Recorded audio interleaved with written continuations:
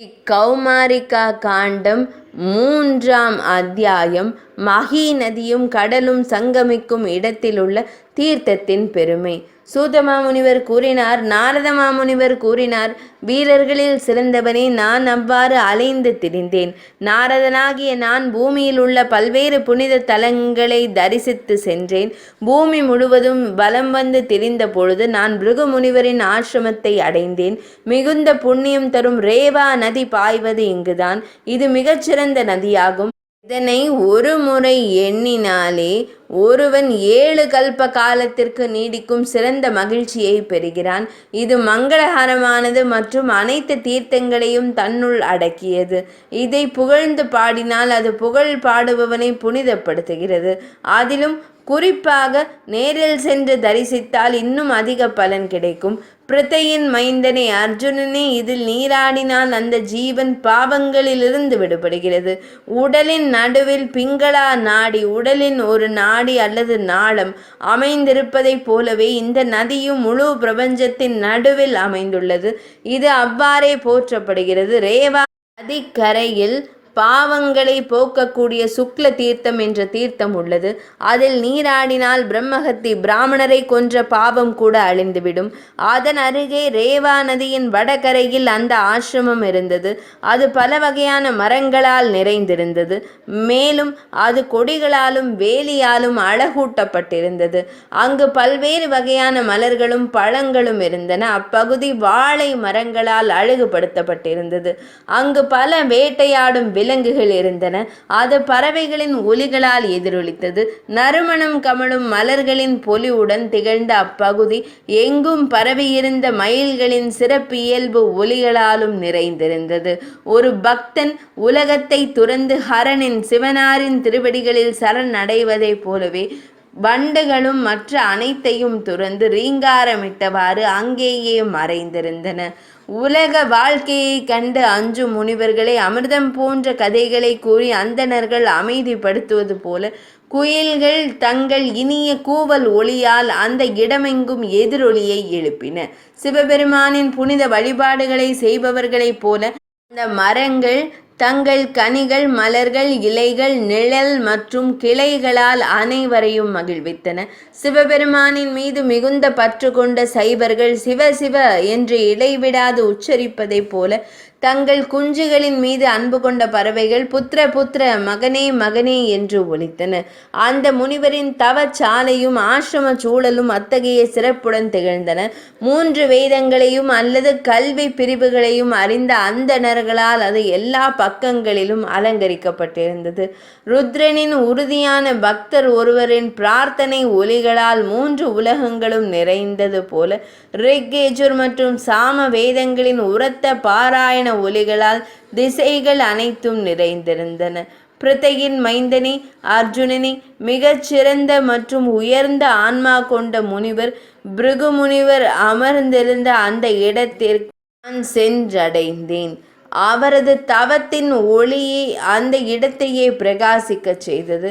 நான் மனதளவில் கலக்கமும் மகிழ்ச்சியும் அடைந்திருந்தேன்.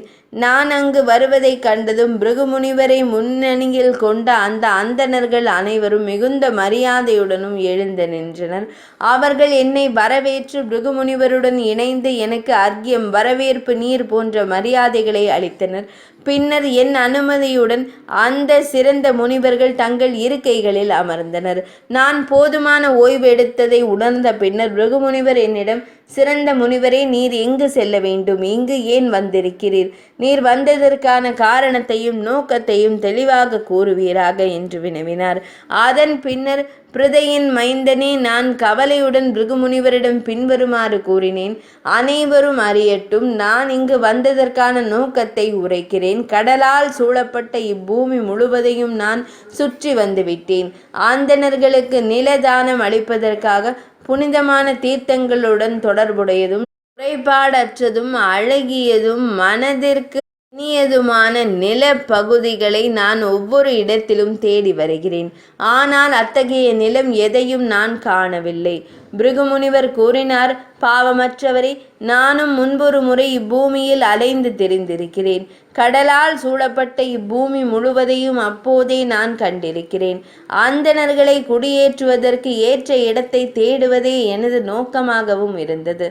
மகி என்ற பெயரில் ஒரு சிறந்த புனித நதி உள்ளது. அது அனைத்து தீர்த்தங்களின் வடிவமாகவும் திகழ்கிறது. அது தெய்வீக தன்மையும் அழகும் வாய்ந்தது, மென்மையானது மற்றும் அனைத்து பெரும் பாவங்களையும் போக்கக்கூடியது. பூமி தேவியே அந்நதியின் வடிவில் அங்கு வீற்றிருக்கிறாள் என்பதில் ஐயமில்லை. கண்ணுக்கு தெரியும் மற்றும் கண்ணுக்கு தெரியாத புனித தலங்கள் மற்றும் தீர்த்தங்கள் என அனைத்தும் நதியின் நீரிலேயே அடங்கியுள்ளன. மகி, நாரத முனிவரே, புனித நீரோட்டத்தை கொண்ட அந்த பெரு நதி கடலுடன் சங்கமிக்கும் இடத்தில் மகி சாகர சங்கமம், மகி நதியும் கடலும் சங்கமிக்கும் இடம் எனும் புனித தீர்த்தம் ஒன்று தோன்றியுள்ளது. தேவ முனிவரே, அங்கு ஸ்தம்பம் என்ற பெயருடைய ஒரு தீர்த்தம் உள்ளது. அது 3 உலகங்களிலும் புகழ் பெற்றது. அங்கு நீராடும் அறிஞர்கள் அனைத்து பாவங்களிலிருந்தும் விடுபடுகிறார்கள். அவர்கள் ஒருபோதும் யமலோகத்தின் பிடிக்குள் செல்வதில்லை. முன்பு ஒரு முறை நான் அங்கு புனித நீராட சென்றிருந்த போது ஒரு விசித்திரமான காட்சியை கண்டேன். அந்த அற்புதத்தை நான் விரிவாக விவரிக்கிறேன். முனிவரே, அந்த சிறந்த மற்றும் வியக்கத்தக்க நிகழ்வினை செவிமடுங்கள். மகி நதியும் கடலும் சங்கமிக்கும் இடத்திற்கு நீராடச் சென்ற போது அதன் கரையில் நெருப்பை போல பிரகாசிக்கும் ஒரு சிறந்த முனிவர் அமர்ந்திருப்பதை கண்டேன். அவர் மிகவும் உயரமாகவும் வயதானவராகவும் இருந்தார். அவரது உடலில் எலும்புக்கூடு மட்டுமே எஞ்சி இருந்தது. ஆயினும் அவர் தவத்தின் மகிமையால் ஒளி வீசிக் கொண்டிருந்தார். அவரது கரங்களை உயர்த்தியவாறு மீண்டும் மீண்டும் அழுது கொண்டிருந்தார். அவர் துயருறுவதைக் கண்டு நான் வருத்தமடைந்தேன். துன்பப்படுபவர்களை காணும் போது தாமும் 100 மடங்கு அதிக துன்பம் அடைவது நல்லவர்களின் இயல்பு. எனவே நானும் அழுதேன். அகிம்சை, வாய்மை மற்றும் பிறர் பொருளை கவராமை, அஸ்தேயம் ஆகியன மனித பிறவி எடுத்திருந்தாலும் அரிதாகவே காணப்படுகின்றன. பின்னர் நான் அவரை அணுகி இவ்வாறு வினவினேன், ஏன் அழுகிறீர்கள்? முனிவரே, ஏன் விழிநீர் சிந்துகிறீர்கள்? உங்கள் துயரத்திற்கான காரணம் என்ன? அது ஒரு பெரிய ரகசியமாக இருந்தாலும் என்னிடம் கூறுங்கள். அதை அறிய எனக்கு மிகுந்த ஆர்வம் உள்ளது. உடனே அந்த முனிவர் என்னிடம், பிருகு முனிவரே, நான் துரதிருஷ்டசாலி, அதனால் விழிநீர் சிந்திக் கொண்டிருக்கிறேன். என்னிடம் அதனை வினவாதீர்கள். எந்த மனிதர்தான் தனது துரதிருஷ்டத்தை குறித்து பேசுவார்? அவ்வாறு என்னிடம் வினவ வேண்டாம். எனக்கு அதை கூறுவதில் விருப்பமில்லை என்றுரைத்தார். நான் வியப்படைந்து அவரிடம் மீண்டும் ஒரு முறை இப்படி வினவினேன், பாரத பூமியில் பிறப்பெடுப்பதே அரிது. அதிலும் குறிப்பாக மனிதனாக பிறப்பது அதைவிடவும் அரிதானது. மனிதனாக பிறந்தாலும் ஒரு பிராமணராக பிறப்பது அரிது. அதிலும் முனிவராக திகழ்வது அரிது. முனிவரானாலும் தவ வலிமையை பெறுவது அதைவிடவும் அரிது. இந்த 5 நிலைகளையும் அடைந்திருந்தும் முனிவரே, தாம் ஏன் விழிநீர் சிந்திக் கொண்டிருக்கிறீர்? இது குறித்து எனக்கு பெரும் வியப்பு ஏற்படுகிறது. நான் இவ்வாறு வினவிக் கொண்டிருந்த பொழுதே சுபத்ரர் என்ற முனிவர் அங்கு வந்தார். அவர் இந்த தீர்த்தத்தின் புனித தலத்தின் சிறப்பை உணர்ந்திருந்தார். அதனால் மேரு மலையை விட்டுவிட்டு இங்கே தனது ஆசிரமத்தை அமைத்திருந்தார். அந்த முனிவர் எப்போதும் ஸ்தம்பேஸ்வரரை வழிபட்டு வந்தார்.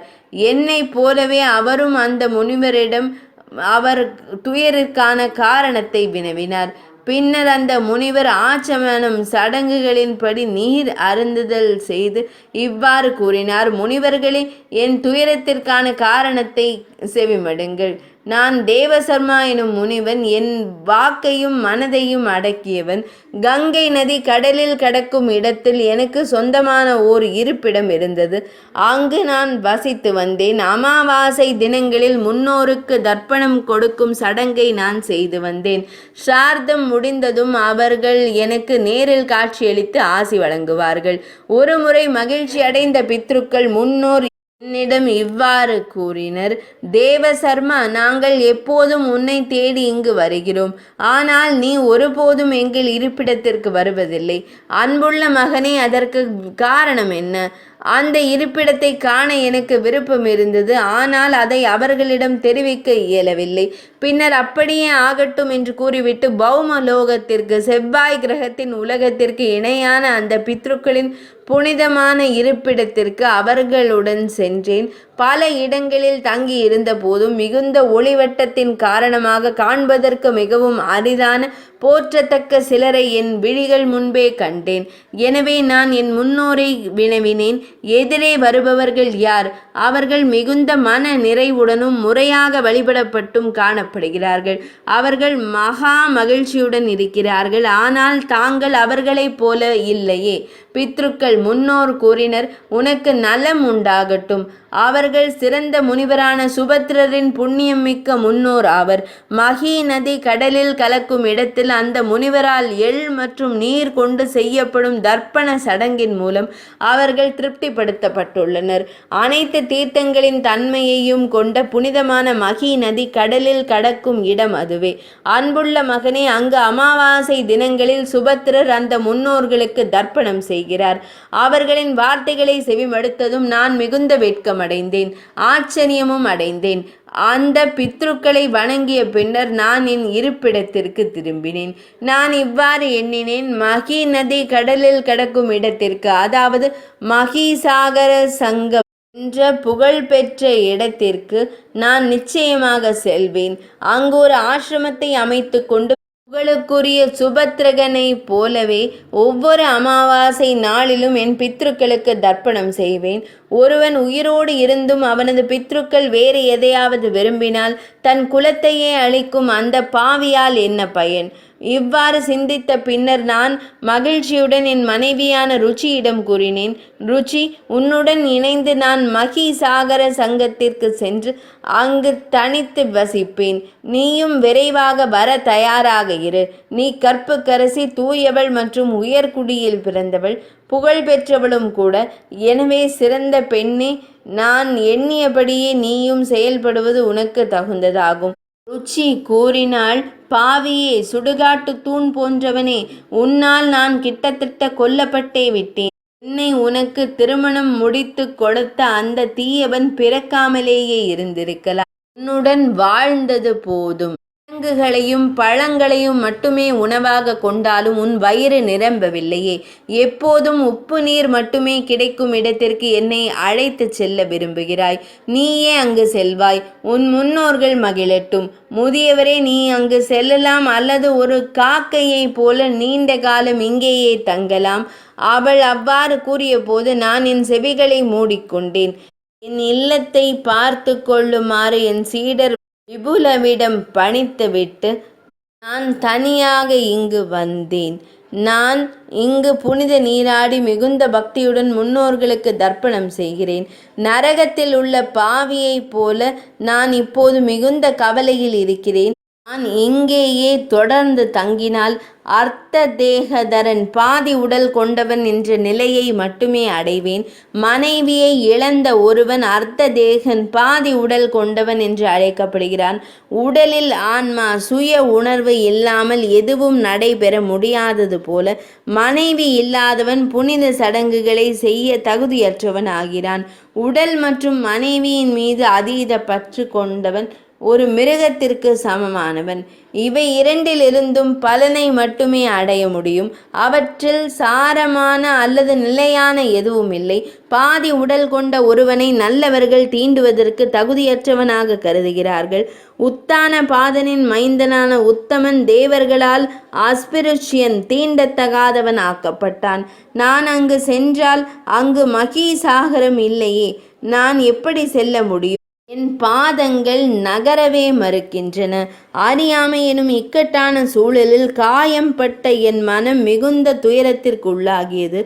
அதனால் நான் என் தெளிவான சிந்தனையை இழந்துவிட்டேன். மிகுந்த வருத்தம் கொள்கிறேன், புலம்பி அழைகிறேன்.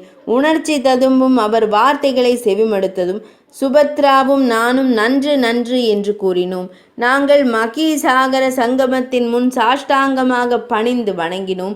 அந்த முனிவருக்கான தீர்வை நாங்கள் இருவரும் சிந்தித்தோம். நீர் குமிழியைப் போல நிலையற்ற மனித பிறவியை அடைந்த பின்னர் ஒருவன் பிறருக்காக உழைக்க வேண்டும். அவனே உண்மையான புருஷன், அதாவது மனிதன். மற்றவர்களை பெரீஷகர்கள் மலம் போன்றவர்கள் ஆவர். அதன் பின்னர் சுபத்ரா நன்கு சிந்தித்து அந்த சிறந்த முனிவரிடம் கூறினார், முனிவரே, வருந்தவோ சோர்ந்து போகவோ வேண்டாம். தேவசர்மா, மனதை உறுதிப்படுத்தி கொள்ளுங்கள். சூரியன் இருளை போக்குவது போல நான் உங்கள் துயரத்தை போக்குவேன். நான் என் ஆசிரமத்திற்கு செல்வேன். இங்கே யாரும் உங்களை ஏளனம் செய்ய மாட்டார்கள். அதற்கான காரணத்தை செவிமடுங்கள். உங்கள் சார்பாக உங்கள் பித்ருக்களுக்கு, முன்னோர்களுக்கு நான் தர்ப்பணம் செய்வேன். தேவசர்மா கூறினார், இப்படி பேசுவதா உங்கள் ஆயுள் 100 ஆண்டுகளாகட்டும். என் சார்பாகவும் எனக்காகவும் கிட்டத்தட்ட சாத்தியமற்ற ஒரு பெரிய காரியத்தை செய்ய நீங்கள் விரும்புகிறீர்கள். மகிழ்ச்சியான இடத்தில் எனக்கு மீண்டும் துயரம் வந்துள்ளது. செவிமடுங்கள் முனிவரே. நல்லவர்கள் ஒரு மங்களகரமான வார்த்தையை வீணாக கருத மாட்டார்கள். இந்த சிறந்த சடங்கை நான் எப்படி வீணாக செய்ய வைப்பேன்? கூறுங்கள். நான் பாப நிவர்த்தி பெறக்கூடிய வழியினை கூறுகிறேன். என் உயிரின் மீது ஆணையிட்டு கூறுகிறேன், நான் கூறுவதை செய்யுங்கள். நான் இப்போது தர்ஷ நாளில், அமாவாசை நாளில் உங்கள் பித்ருக்களை எண்ணி சார்த்தம் செய்வேன். கங்கையும் கடலும் சங்கமிக்கும் இடத்தில் அதனை நான் செய்வேன். இங்கே என் பித்ருக்களுக்காக அதே சடங்கை நீங்கள் செய்யுங்கள். இந்த பிறவியில் நான் ஈட்டிய தவ பயனில் 4 பங்கை உங்களுக்கு தருகிறேன். இந்த முறையிலேயே அதனை செய்யுங்கள். சுபத்ரா கூறினார், இப்படியே உங்களுக்கு திருப்தி என்றால் அப்படியே ஆகட்டும். சிறந்த முனிவரே, நல்லவர்கள் மகிழ்ச்சி அடையும் வகையில் அறிந்த ஒருவரால் அனைத்தும் செய்யப்பட வேண்டும். பிருகுமுனிவர் கூறினார். அதனால் தேவசர்மா மகிழ்ச்சி அடைந்தார். அவர் தனது புண்ணியத்தில் 4 பங்கை வழங்குவதாக 3 முறை கூறி உறுதிப்படுத்தினார். அவர் தன் இருப்பிடத்திற்கு சென்றார். சுபத்ரா அங்கேயே தங்கினார். நாரத முனிவரே, மகிசாகர சங்கமம், பூமியும் கடலும் சங்கமிக்கும் இடம் இத்தகைய சிறப்பு வாய்ந்தது. அதனை நினைவு கூறும் பொழுதே இப்போதும் எனக்கு மிகுந்த பரவசம் ஏற்படுகிறது. நாரத மாமுனிவர் கூறினார், பால்குணா, அர்ஜுனா, இறந்தவன் அமிர்தத்தை பெறுவது போல நான் இதனை செவிமடுத்தேன். மகிழ்ச்சியால் குரல் தழுதடுக்க நான் பிருகுமுனிவரிடம் கூறினேன், மிகவும் நன்று, மிகவும் நன்று. நீங்களும் நானும் மகி நதியின் மிக சிறப்பான கரைக்கு செல்வோம். அந்த முழு இடத்தையும் அந்த சிறந்த பகுதியையும் நாம் பார்வையிடுவோம். சொற்களை செவிமடுத்ததும் பிருகுமுனிவர் என்னுடன் வந்தார். மிகுந்த புண்ணியம் வாய்ந்த மகி நதிக்கரை முழுவதையும் நாங்கள் கண்டோம். அதை கண்டதும் நான் மிகுந்த மகிழ்ச்சி அடைந்தேன். என் உடல் முழுவதும் மெய் சிலிர்த்தது.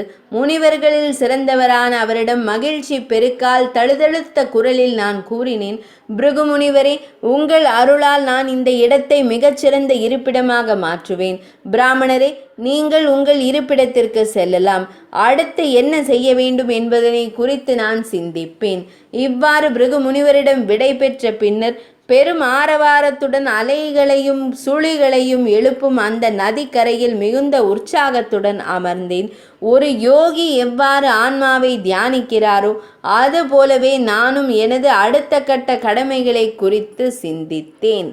கௌமாரிகா காண்டத்தின் 3ஆம் அத்தியாயம் இனிதே நிறைவடைந்தது.